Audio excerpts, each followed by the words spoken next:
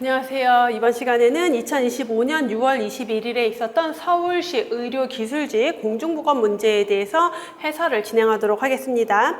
서울시 의료기술직 시험 문제 같은 경우는 매년 그렇지만 조금 보건직에서의 공중보건보다 약간은 난이도가 높게 나와요. 그래서 뭔가 조금 어려운 이론들이나 계산식 같은 것들도 좀 잘 보셔야 되고 동일한 문제여도 단답식보다는 조금 더 긴 지문들이 있고 한 특성이 있습니다. 그래서 전체적인 출제 빈도는 늘 파트 1부터 파트 4까지가 출제 빈도가 굉장히 높은데 특히 이번에는 역학 보건통계 파트에서 출제 빈도가 좀 더 높았다라는 거 정도. 그 다음에 의료기술직 같은 경우는 공중보건만 시험 과목에 들어가기 때문에 보건행정을 약간 이제 아예 안 넣기도 하는데 보건행정에 한두 문제는 꼭 나옵니다. 그래서 제가 제 강의에서는 마지막 파트에 보건행정과 사회보장 파트를 넣어서 요약 정리를 해드리는데 여기에서도 항상 한두 문제가 출제되고 있기 때문에 모든 파트를 잘 공부하셔야 된다라고 보시면 되겠고요. 1번 문제부터 보시면은 헬스플랜 2030에 대한 문제입니다. 워낙 중요하고 출제 빈도도 높고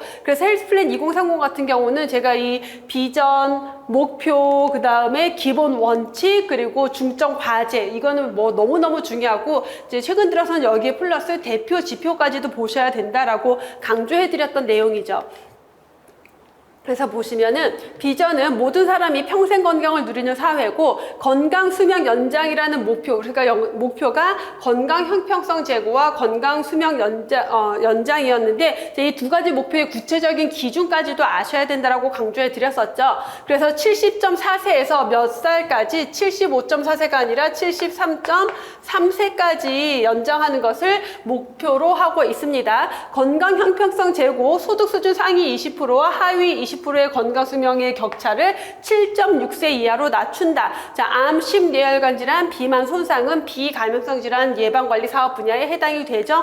옳지 않은 것은 2번이었고요. 그래서 자, 비전, 그 다음 목표, 건강 수명 연장과 건강 형평성 제고에서 건강 수명 목표는 73.3세, 자, 건강 형평성은 소득과 지역을 기준으로 소득 상위 20%와 하위 20%의 격차를 7.6세 이하로, 지역적으로도 건강 수명 상위 20%와 하위 20%의 격차를 2.9세 이하로 낮춘다라고 했고요. 기본 원칙도 굉장히 빈출이다 강조해드리고 있습니다. 그리고 중점과제 6가지까지 가장 중요한 내용들이죠. 자, 정답은 2번이고요. 이 중점과제 같은 경우는 6가지 사업 분과가 있고 분과별로 사업 주제, 과제들이 뭔지 연결하는 문제도 굉장히 자주 나옵니다. 그래서 건강생활실천에 금연절주, 영양, 신체활동, 구강건강까지 들어가고 정신건강관리로는 자살 예방이나 치매, 그리고 중독, 지역사회 정신건강이 들어가죠. 비감염성 질환 예방관리는 만성질환들 얘기한다라고 생각하시면 돼요. 그래서 암이나 심뇌혈관 질환, 그리고 이제 비만, 손상까지 이제 감염병과 기후변화성 질환을 묶었습니다. 그래서 감염병 예방관리나 감염병 위기 대비 대응, 그리고 기후변화성 질환이 있고 인구 집단별로 봤을 때는 이제 생애 주기별로 구분하고 모여있는 사람들 구분한다. 그래서 영유아, 청소년, 여성, 노인, 장애인, 그리고 근로자, 군인, 그다음에 마지막에 건강 친화적인 환경 구축의 내용까지. 자, 이번에 질병 자연사 5단계, 우리가 레벨과 클락의 질병의 자연사 5단계라고 하면은 비병원성기, 초기 병원성기, 그리고 불현상 질병기, 현상 질병기, 회복기로 구분을 한다. 그럼 비병원성기는 질병에 걸리기 전에 아무 문제가 없을 때이기 때문에 신체활동 증진을 위한 걷기 운동 같은 것들, 건강 증진 활동이 들어가겠고, 초기 병원성기는요, 아직 내가 뭔가 감염이 되진 않았지만 감염 위험이 있다라는 거죠. 자, 그걸 막기 위한 예방접종이 가장 대표적인 초기 병원성기의 예방활동이다. 자, 불현상 질병기는 무언가 질병이 진행되고 있지만 아직 모르는 상태, 증상이 없는 상태다. 그래서 조기 검진, 조기 치료가 기본이죠. 그래서 어떤 건강검진, 집단검진, 선별검사 이런 것들이 다 불현성 감염기. 현상 질병기, 발현성 질병기는 질병이 증상이 나타났기 때문에 더 이상 악화되지 않도록 치료하는 거죠. 자, 거동이 불편한 뇌병변 환자에 대한 재활 서비스는 회복기에 해당이 된다. 그래서 옳지 않은 것은 4번이죠. 그래서 질병의 자연사 5단계에 따른 예방 활동들 우리 중요하게 보는 내용들이었고요. 자, 3번에 국제기구의 역할 잘못 짝지어진 건데 있는데 자, 유니세프라고 하면은 국제연합 아동기구죠. 그래서 아동의 보건이나 복지 향상을 위한 원조를 하고 자, 유넵이라고 하면은 국제연합 환경계획이에요. 그래서 환경과 관련된 어떤 국제회의 환경 관련 정책을 수립하죠. 자, 그다음에 ILO는 국제노동기구 노동조건 개선이나 지위 향상을 위한 역할을 하겠고 그다음에 자, 파오는 국제식량농업기구라고 보시면 됩니다. 그래서 영양기준이나 생활 향상에 대한 역할을 한다. 그래서 정답은 옳지 않은 것은 2번이죠. 그래서 유넵은 1973년에 출범이 됐는데, 그 환경과 관련된 정책을 수립하는 기구다라고 보시면 돼요. 그래서 환경정책 수립하고, 지구 환경 감시하고, 환경과 관련된 국제협력 조정하는 이러한 역할들을 하는 곳입니다. 국제기구죠. 자, 다음 4번 문제. 자, 2차 발병률 구하는 문제도 굉장히 빈출 문제입니다. 그래서 우선 2차 발병률이라는 것 자체가 어떤 그 가구원 중에서, 그 사람들 중에서 첫 환자가 발생이 됐어요. 그럼 이 환자가 감수성 있는 다른 사람들에게 최대 잠복기 동안 몇 명에게 전파를 시켰는지를 보는 게 2차 발병률이다라고 했죠. 자, 전체 학생 수가 50명인 초등학교에 홍역이 발생했는데 역학조사를 해봤더니 발던 환자가 1명이다. 자, 이 1명으로부터 다른 학생들이 추가로 감염이 된 거고 최대 잠복기 동안 추가로 발병한 학생이 5명입니다. 자, 50명의 학생들 중에서 20명은 예전에 예방접종을 했고요. 자, 15명은 홍역에 걸린 경험이 있다. 그럼 여기는 다 면역력이 있기 때문에 질병에 걸리지 않습니다. 자, 그럼 누구 중에서 질병에 걸릴 가능성이 있는 사람들 중에서 새롭게 걸린 사람들, 그럼 총 학생이 50명이 있었는데 발단 환자가 이제 이미 걸려서 전파를 시키는 입장이기 때문에 빼야 된다라고 했고요. 자, 그 다음에 면역력 있는 학생들을 빼야 되는데 20명은 예방접종을 했고 15명은 예전에 홍역에 걸렸기 때문에 면역력이 있다. 자, 이 중에서 몇 명의 환자가 새로 발생이 됐다? 5명의 환자가 새로 발생이 됐다. 그래서 공식을 찾으면, 자, 그래서 정답은 4번인 문제였습니다. 자, 5번 문제 보실게요. 역학에서 인과성을 판정하기 위해서 제시된 힐의 기준. 자, 브래드포드 힐이라는 학자가 인간을 대상으로 하는 역학 연구에서 인과관계를 증명하기 위해서 갖춰야 될 조건들 9가지를 제시했습니다. 시간적 선후관계는 인과관계 판단의 가장 전제 조건이어야 한다라고 했고요. 용량 반응 관계라고 하는 것은 담배를 많이 피면 많이 필수록 폐암 발생률이 높더라. 이런 관계들. 노출량이 증가할수록 질병 발생률이 증가하더라. 자, 기존 지식과의 일치는 기존의 지식 학설이 흡연은 폐암의 원인이야. 근데 내 연구에서도 흡연자가 폐암 발생률이 높았다. 자, 요런 게 일치할수록 인과관계일 가능성이 높다라는 거고요. 자, 연관성의 범용성은 뭐 두루두루 사용한다라는 건데 전혀 관계가 없는 내용이죠. 정답은 4번. 그래서 인과관계 판단 기준은 시간적, 원인과 결과 간의 시간적 선후관계가 있어야 되고 연관성의 강도, 비교 위험도나 교차비가 크면 클수록 연관관계의 가능성이 높고 연관성의 일관성이라고 하는 것은 내가 한 연구의 결과와 다른 사람들을 대상으로 다른 연구 방법으로 한 결과가 일관되게 나온다. 미국에서 한 연구, 일본에서 한 연구, 우리나라에서 한 연구, 1950년에 한 연구, 환자 대조군 연구, 코호트 연구 이러한 다양한 곳에서 비슷한 결과가 있을 때 일관성이 있다라고 했고요. 특이성이 있다라고 하는 것은 어떤 한 물질이 A라는 물질이 B라는 질병만 일으키고 다른 질병과는 전혀 관계가 없거나 B라는 질병은 A에 노출됐을 때만 걸리거나 이런 관계에 있을 때 특이성이 있다라고 했고 용량 반응 관계는 물을 많이 먹으면 많이 먹을수록 어떤 질병의 발생률이 높더라. 담배를 많이 피면 많이 필수록 폐암 발생률이 높더라. 이러한 관계. 생물학적 설명 가능성은요. 동물 실험 결과를 통해서 어떠한 생물학적 기전에 의해서 이 물질이 어떤 질병을 일으키는지가 확인이 된다라면은 인과관계의 가능성이 높다라는 거. 자, 기존 학설과의 가치는 기존에 우리가 지방은 몸에 해로워. 이게 기존 학설이라면 내가 한 연구에서도 지방을 많이 섭취한 집단에서 어떤 건강 문제가 발생하더라. 그럴 경우에 기존 학설과 일치한다라고 하는 거죠. 실험적 입증이라고 하는 것은요. 내가 의도적으로 어떤 음식을 먹었더니 어떤 증상이 발생이 됐다. 음식을 안 먹었더니 증상이 없어지더라. 다시 먹었더니 증상이 발생되더라. 이런 게 실험적 입증이다라고 했습니다.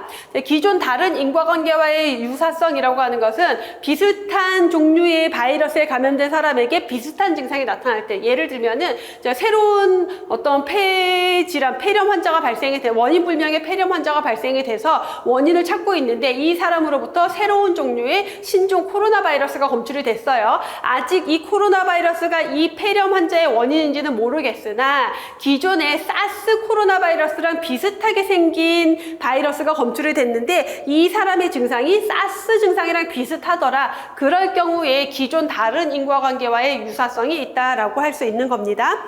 자, 25번 정답은 5번의 정답은 4번이었고요. 자, 6번 문제 교차비 구하는 문제인데 장출혈성 대장균 감염증에 대한 역학조사고요. 자, 환자 대조군 연구를 설계했기 때문에 교차비를 구해라 라고 하는 거죠. 그럼 질병이 있는 42명과 질병이 없는 172명에게 소고기 비빔밥을 먹었는지 안 먹었는지를 조사했더니 대장균 감염된 아이들 42명 중에서는 40명이 감염증이 없는 172명 중에서는 160명이 먹었다라고 했고요. 자, 교차비는 어떻게 구한다? 뭐 간단하게 BC분의 AD라고 했습니다. 근데 이 공식이 어떻게 나온 거냐?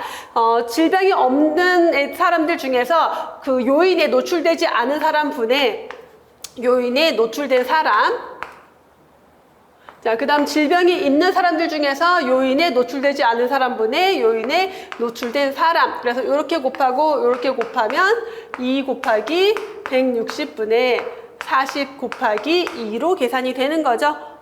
12, 40 곱하기 12. 그래서 정답은 1번인 문제였습니다. 다음 7번 간접표준화법. 아마 이 문제 같은 경우는 제 강의를 들으신 분들은 그래도 어렵지 않게 풀지 않으셨을까라고 생각을 합니다. 이제 이 그 표준화 사망률, 그러니까 제가 강의를 하면서 강조드리는 게 문제 출제의 경향을 계속 말씀을 드리거든요. 근데 최근 들어서 이 표준화 사망률에 대한 문제 출제 빈도가 높아지고 있고 작년 23년 시험인가 24년 시험에 경기도에서 직접법에 대해서 계산하는 문제까지 나왔다. 그래서 이제 앞으로 기술직 시험 문제에도 이제 표준화율 계산하는 문제가 나올 수 있을 것이다 라고 계속 강조를 드렸었고 간접법에 대한 문제는 처음 계산식 자체가 나왔는데 계산이 크게 어렵지 않게 출제가 됐어요. 그래서 제 수업을 잘 들으신 분들은 아마 그래도 쉽진 않았어도 그냥 푸는데 지장은 없었지 않았을까라고 생각을 해요. 자, 제시된 내용을 보시면은 간접 표준화를 이용해서 A 지역과 B 지역의 사망률을 비교하는데 A 지역에서 관찰된 실제 사망자 숫자가 20명, B 지역에서 실제 사망자 숫자, 관찰된 사망자 숫자가 25명이다. 자, 그리고 표준 인구의 연령별 사망률과 두 지역의 인구수, 기대되는 사망자 숫자가 보기와 같을 때 옳은 것을 고르라는 문제인데 표준 인구의 연령별 사망률과 비교하고 싶은 지역의 연령별 인구 수가 나와 있기 때문에 요걸 바탕으로 기대되는 사망자 숫자를 구할 수가 있는 거죠. 그럼 표준 인구가 1000명당 20명 사망했다. 근데 A 지역은 인구가 100명이니까 똑같은 비율로 사망했다면 2명이 사망했겠죠. 표준 인구가 1000명당 10명 사망했다. 그러면 200명인 이 A 지역에서는 2명, 같은 비율로 사망했다면 2명이 사망했을 것으로 보이고 1000명당 20명 사망했다. 그럼 A 지역은 300명이니까 6명이 사망했을 것으로 계산이 되겠죠. 자, 여기 어떻게 계산되는 거예요? 그냥 1000분의 20 곱하기 100 하면 2가 나오겠죠. 이렇게 곱해지는 겁니다. 1000명당 10명이 사망했다. 근데 1000명이 아니라 200명이면 몇 명이 사망했을까? 자, 그러면 2가 나올 거고요. 자, 50에서 64세도 1000명당 몇 명? 1000명당 20명이 사망했다. 근데 여긴 인구가 몇 명? 300명이다. 그러면 계산을 하면은 6명이 사망했겠구나. 요렇게 나오는 거예요. 자, 65세 이상이 몇 명? 1000명당 35명이 사망했다. 그러면 인구가 400명이라면 몇 명이 사망했을까? 라고 계산을 하면은 14명이 사망했겠구나. 요렇게 나오는 겁니다. 자, 이 계산을 제가 다 써드리진 않을게요. 자, 그렇게 해서 2명, 2명, 6명, 14명인 거고, 1000명 다 합쳤을 때 24명이 사망했을 것으로 기대된다고 다 더한 거죠. 자, 여기에 지금 사실 1000명당이 문제에 나오긴 했는데 1000명당이 들어가면 안 돼요. 왜냐하면 100명 중에서 2명, 200명 중에서 2명, 300명 중에서 6명, 400명 중에서 14명이 사망했다는 걸 표기한 거기 때문에 여기에 1000명당이라는 단어가 들어가면은 좀 안 맞아지거든요. 근데 문제가 이렇게 나왔어요. 얘를 조금 무시하고 봐야 되는 문제인 거고, 그냥 이 1000명당은 요것만 생각하시면 돼요. 1000명당 24명이구나.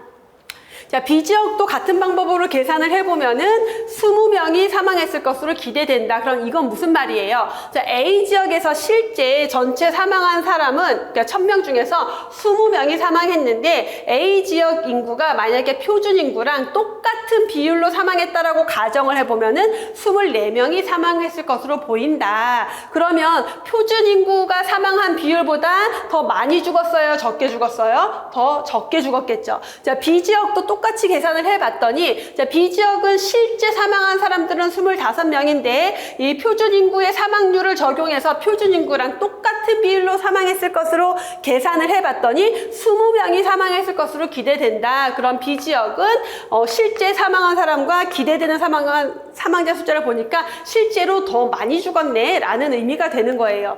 자, 그래서 이걸 가지고 문제를 보면은, 자, 이렇게 해서 이제 표가 나왔죠. 자, 그러면 아까 A지역은 실제 사망자 숫자가 20명이라고 했고요. B지역은 실제 사망자 숫자가 25명이라고 했습니다. 자, A지역의 1000명당 보통 사망률의 계산식은 1000분의 24다라고 했는데, 자, 보통 사망률은 그냥 그 지역의 조사망률을 얘기하는 거죠. 인구가 1000명이고요. 몇 명 사망했어요? 20명 사망했습니다. 그러니까 여기는 1000명당 20명이 사망했다. 그리고 1000명당 보통 사망률 계산식이니까 곱하기 100을 하는 게 아니라 곱하기 1000을 하는 거죠. 그래서 1000명당 20명 사망했다라는 거고, B지역의 표준화 사망비. 자, 우리가 표준화 사망비를 SMR이라고 했는데, 표준화 사망비는 어떻게 구한다? A지역 거부터 구해보면요. 기대되는 사망자 숫자 분의, 그래서 A지역이 표준 인구의 사망률이랑 똑같은 비율로 사망했다라고 가정했을 때, 기대되는 사망자 24명 분의 실제 관찰된 사망자 20명으로 계산이 되는 거고요. 자, B지역의 SMR은 기대되는 사망자 20이고, 실제 사망자도 20이다. 그래서 B지역의 표준화 사망비는 20분의 20이다 라고 보셔야 되겠죠. 자, 간접 표준화 결과 A지역의 사망률이 B지역의 사망률보다 낮다. 자, 어디가 더, 자, 이 사망률은 뭐로 확인하면 되냐면 이 표준화 사망비로 생각하시면 돼요. 그러면 표준 인구보다 적게 죽었죠. 여기는 값이 1보다 작아질 거예요. 계산을 그래서 얘는 아마 요거 A지역은 0.83. 자, B지역은 1이 되는 거죠. 아니다. 아, 죄송해요. 여기가 20이 아니라 25네요. B지역에 실제 관찰된 사망자는 25명이니까 기대되는 사망자 숫자분의 관찰된 사망자 숫자 25. 여기 잘못 써드렸는데 20분의 25 이렇게 됩니다. 자, 그래서 이렇게 되기 때문에 이 표준화 사망비를 계산을 하면은 1.25가 나올 거예요. 그럼 이게 무슨 의미냐면은 표준 인구랑 똑같은 비율로 사망했었다고 가정하는 것보다 더 적게 사망했다라는 거죠. 그게 1보다 작아지는 거고, 1보다 크다라고 하는 것은 표준 인구랑 똑같이 사망했다라고 생각했을 때보다 더 많이 사망했다라는 거예요. 그렇기 때문에 표준화 사망률은 A 지역이 더 낮다라고 보시면 돼요. 표준화 사망비가 작을수록 표준화 사망률이 낮다라고 보시면 돼요. 그럼 표준화 사망률은 어떻게 구하냐? 자, 표준화 사망률은 표준 인구의 전체 사망률. 근데 지금 여기에서는 표준 인구의 사망률이 안 나와 있거든요. 그러니까 전체 사망률. 지금 1000명당만 나와 있고 전체적인 사망률은 안 나와 있어요. 네, 표준 인구의 사망률에 요 SMR 0.83을 곱하고 표준인구 사망률에 1.25를 곱하면 돼요. 자, 동일한 값에 요 SMR을 곱하는 거기 때문에 당연히 이 값이 크면은 크게 나올 수밖에 없겠죠. 작으면 작게 나오고. 그렇기 때문에 표준화 사망률은 B 지역이 더 높다라고 보시면 돼요.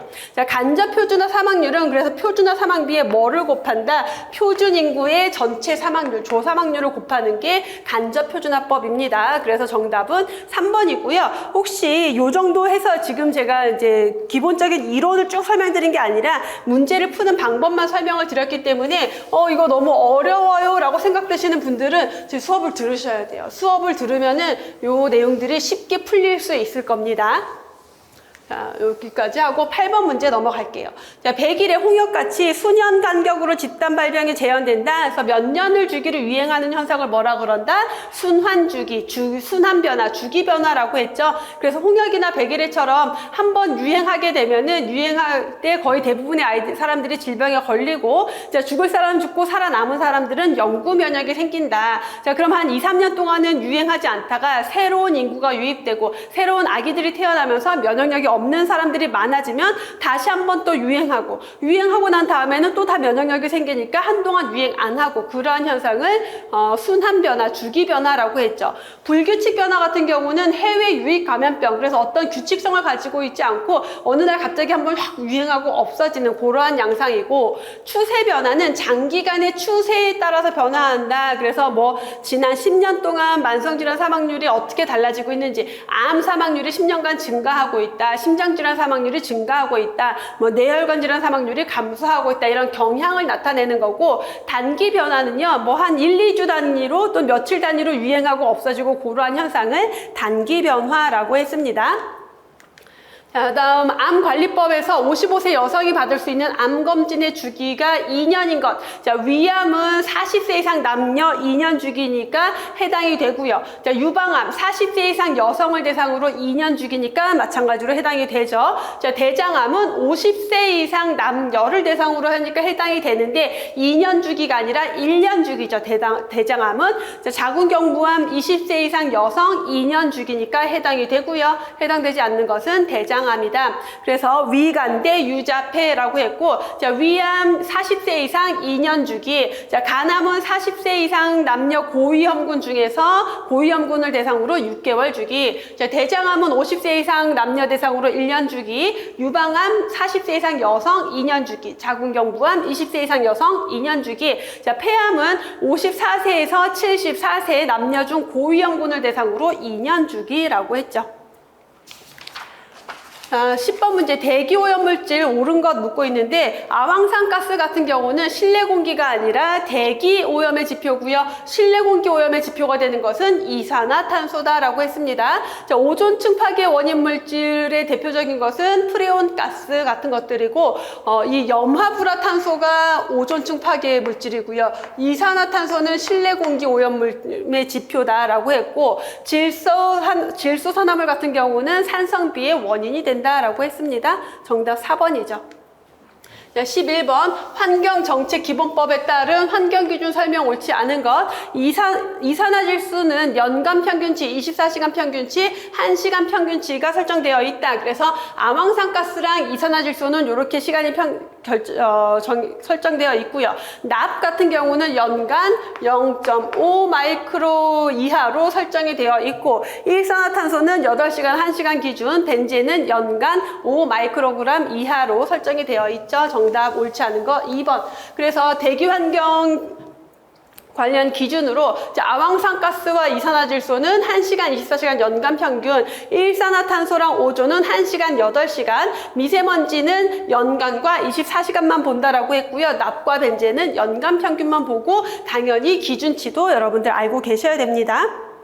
자, 12번 문제, 황색 포도상 구균 식중독 옳지 않은 것. 자, 황색 포도상 구균 하면은 대표적인 그 독소형, 감염형 독소형 중에서 독소형 식중독이고, 가장 큰 특징이 잠복기가 3시간 정도로 굉장히 짧다라는 거. 그 다음에 식중독을 일으키는 독소의 이름이 장독소인데, 이제 포도상 구균이 바깥으로 내보내는 외독소인 장독소인데, 이 장독소는 열에 강한 특징이 있다라는 게 가장 기본이었죠. 그래서 그래서 포도상구균 식중독의 원인이 되는 이 장독소는 열에 강하다, 내열성이다, 100도에서 30분 가열해도 파괴되지 않는다라고 했습니다. 자, 장독소가 원인이다. 장에서 질병을 일으키는 독소고요. 자, 조리 종사자의 화농성 병변, 이 포도상구균이라는 게 황색 포도상구균, 노란색을 띠기 때문에 우리가 상처가 골마서 노래지는 게 대부분 황색 포도상구균이라고 했죠. 그래서 음식 만드는 사람 손에 혹시 이렇게 상처가 있을 때 음식이 오염될 수 있다라고 했고요. 평균 잠복기는 3시간 정도로 가장 짧은 게 특징이죠. 정답은 1번. 자, 한국인 영양소 섭취 기준 중에서 충분 섭취량에 대한 기준 설명을 묻고 있는데, 이제 영양 섭취 기준으로는 평균 필요량, 권장 섭취량, 그리고 충분 섭취량, 상한 섭취량이 있었죠. 인체 유해한 영향이 나타나지 않는 최대 영양소 섭취에 대한 기준을 상한 섭취량이라고 했고, 영양소 필요량을 추정하기 위해서 과학적 근거가 부족할 경우에 설정하는 게 충분 섭취량이다. 자, 요 4번에 있는 건강한 사람들의 영양소 필요량의 중앙값으로부터 산출하는 게 평균 섭취량이고, 자, 평균 필요량, 죄송해요.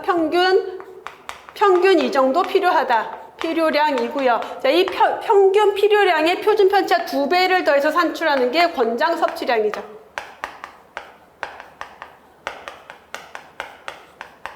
권장 섭취량. 그래서 정답은 2번이죠. 그래서 평균 필요량, 권장 섭취량, 충분 섭취량, 상한 섭취량까지. 자, 14번 통계 지표인데 바르게 계산된 것을 묻고 있습니다. 그래서 인구가 쭉 연령별로 구분이 되어 있고 부양비랑 노령화 지수 구하라는 문제인데, 우선 노령화 지수는 누구 분에? 유년 인구분의 노년 인구죠. 유년 인구가 30명, 노년 인구가 10명. 그래서 30분 곱하기 100으로 해서 보통은 계산을 하게 되고요. 이렇게 계산을 하면은 33.3%가 되겠죠. 자, 이번에 노년 부양비는요, 생산층 인구 60명분의 노인 인구 10명. 자, 곱하기 100으로 계산을 하면은 16.7%. 다음 총 부양비는 생산층 인구 60분의 유년 인구 30명 더하기 노년 인구 10명으로 구한다. 자, 이렇게 계산을 하면은 66.7%. 다음 마지막 유년 부양비. 유년 부양비는 생산층 인구 60명분의 유년 인구 30명 곱하기 100으로 하면 되죠. 그러면 50% 나오겠죠? 그래서 정답은 3번인 문제입니다.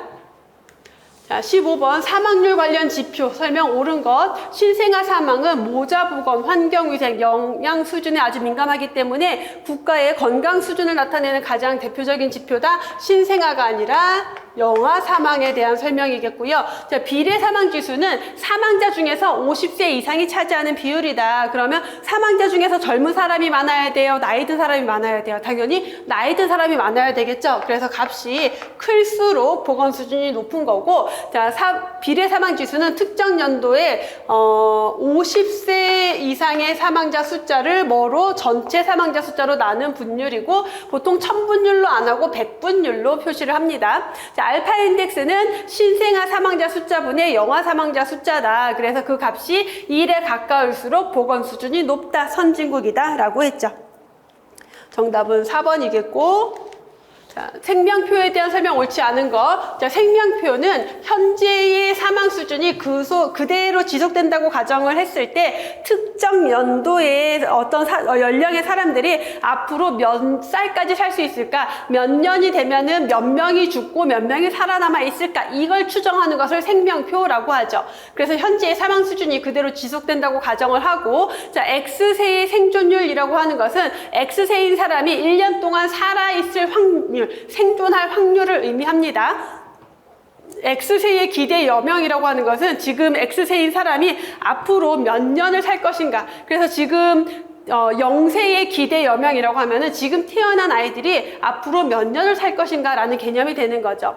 자, 기대 수명이란 전체 사망자의 사망 시 연령의 평균이 아니라 그냥 기대되는 생존 기간이다라고 보시면 되겠죠. 정답은 옳지 않은 거 4번이고, 자, 생명표는 그래서 현재 연령별 사망 수준이 그대로 지속된다고 가정했을 때, 자, 지금 20살인 사람이 20년 뒤에 몇 명, 20살인 사람이 앞으로 몇 살까지 살 수 있을까, 이런 것들을 추정하는 통계라고 보시면 돼요. 그래서 생명함수 6종으로는 사망수, 생존수, 사망률, 생존율, 평균 여명, 사력이 있고, 자, 생존수는 자, 어느 해에 태어난 사람들이 어떤 연령이 됐을 때 몇 명이 살아남아 있을까. 자, 2020년에 태어난 아이들이 2050년에 몇 명이 살아남아 있을까라는 것으로 보시면 되겠고, 자, 사망수는 지금 예를 들어서 60세인 사람이 61살이 되지 못하고 사망하는 사람들의 숫자, 생존율은 지금 60살인 사람이 61살이 될 때까지 살아남는 비율을 의미를 하죠.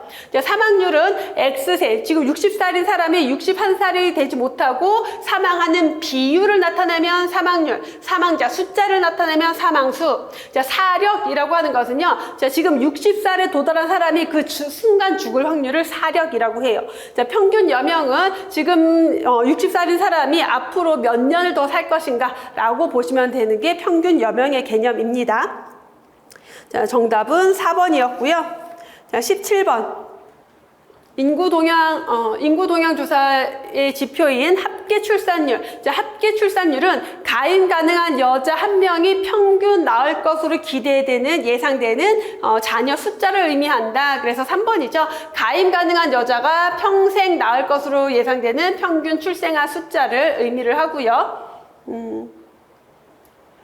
이건 뭐 의미 없는 거고, 나머지는 그래서 합계 출산율을 보시면요, 한 여자가 일생 동안 평균 몇 명의 자녀, 남자 여자 합쳐서 몇 명의 자녀를 낳는지를 의미하는 것으로 국가별 출산력을 비교하는 지표가 합계 출산율이라고 했고요. 합계 출산율이 2.1일 때 대체 출산력 수준이다. 그 말은 뭐냐면 한 여자가 임신 가능한 한 여자 한 명을 만들어내는 수준이다라고 생각하시면 돼요. 그러니까 남자 여자 결혼해서 낳은 아이가 보통은 성비로 보면은 이제 뭐 남자가 한 100명이라고 하죠. 남자가 105명이면 여자가 보통 100명 정도 되거든요. 그래서 그 아이들이 커서 여자아이들이 또 아이를 낳을 수가 있기 때문에 이제 합계 대체 출산력이 2.1이다 라고 알고 계시면 될 것 같아요. 자, 다음 노인장기요양보험에 대한 설명으로 가장 옳지 않은 것. 자, 노인장기요양보험은 경제 능력과 관계가 없어요. 자, 경제 능력이 없는 노인들의 의료 문제를 지원하기 위한 공공부조가 아니라 사회보험 제도로서 일상생활에 어려움이 있는 사람들에게 보장을 해주는 제도다라고 보시면 되겠죠. 심신기능 상태를 고양해서 요양 필요도에 따라서 등급을 판정받고 등급이 나오면은 등급에 맞는 서비스를 제공을 해주는 거고, 65세 미만이어도 노인성 질병이 65세 미만이면서 노인성 질병이 없는 장애인은 보장 대상에서 제외된다라고 했습니다. 장교양급여에는 재가급여, 시설급여, 특별현금급여가 있죠. 그래서 아닌 것은 1번이 되겠고요. 자, 다음 이 19번 문제는 마약에 대한 문제가 나왔는데, 이걸 만약에 보건직 시험 문제로 나왔다. 보건직 시험 문제였으면은 전형적인 만점 방지용 문제였겠으나 의료기술직 시험 문제였죠. 의료기술직 같은 경우는 과목 하나가 의료관계 법규가 있고, 의료관계 법규에서 여러분들이 마약류 관리에 관한 법률을 공부를 하시기 때문에 의료기술직 준비하시는 분들한테 문제가 별로 크게 어렵지 않은 문제였을 것으로 보여집니다. 그래서 이거는 법적으로 규정을 하고 있는데, 이제 마약에 해당하는 게 몰핀, 코데인, 그 다음에 아세토르핀 같은 것들이 있는 거고요. 암페타민 같은 경우는 향정신성 의약품으로 분류가 되어 있어요. 그러니까 분류가 다른 겁니다. 그래서 정답은 2번이었고요. 자, 20번 문제 보건행정 파트에서 출제가 됐는데, 사회경제적 특성으로 가장 옳지 않은 것. 우선 환자와 의료 서비스 제공자 간의 정보의 비대칭성이 존재한다. 그래서 소비자의 무지 또는 정보의 비대칭성이라고 해서 의료 서비스에 대한 정보를 다 공급자가 가지고 있고 소비자는 잘 모른다. 그러다 보니까 병원에서 시키는 대로 할 수밖에 없는 의료인에 의한 유인 수요가 발생하게 된다라고 했고요. 자, 질병의 특성상 불확실성이 높아서 보험 시장이 발전한다. 자, 누가 언제 어떤 질병에 걸릴지 예측할 수가 없다라는 거예요. 자, 그러니까 그런 것에 대해서 우리가 대비하기 위해서 보험에 가입을 하는 거죠. 보험에 근거가 되는 거고, 외부 효과가 작동하지 않는 게 아니라 작동하죠. 그 말은 뭐예요? 어떤 사람이 감염병에 걸렸어요. 그럼 이 사람의 어떤 의도와 상관없이 누군가에게 전파시킬 위험이 있는 거죠.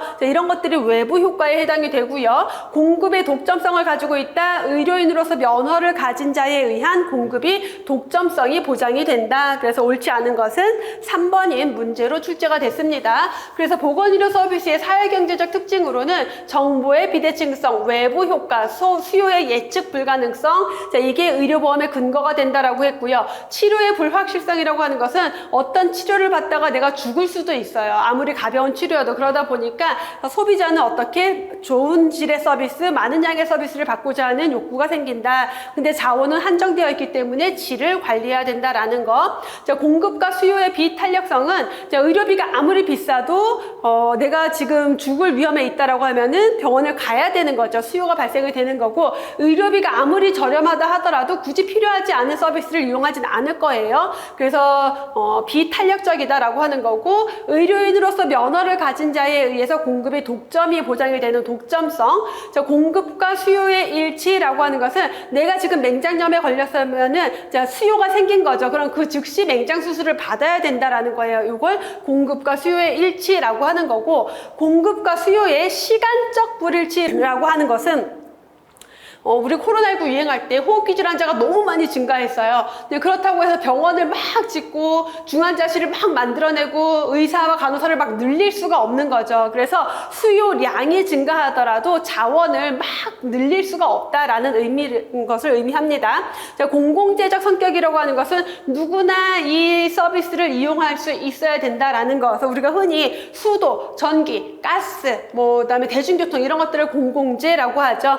그래서 의료 서비스도 공공재적 성격을 가지게 되는 거고, 공공재이기 때문에 발생하는 특성, 비배제성, 비경합성, 무임승차의 문제가 발생한다. 그래서 비배제성이라고 하는 것은 누군가가 이 재화를 이용하는데 배제되면 안 돼요. 누구나 다 이용할 수 있어야 되고, 비경합성은 이 재화를 이용하기 위해서 누군가랑 경쟁할 필요 없다라는 거.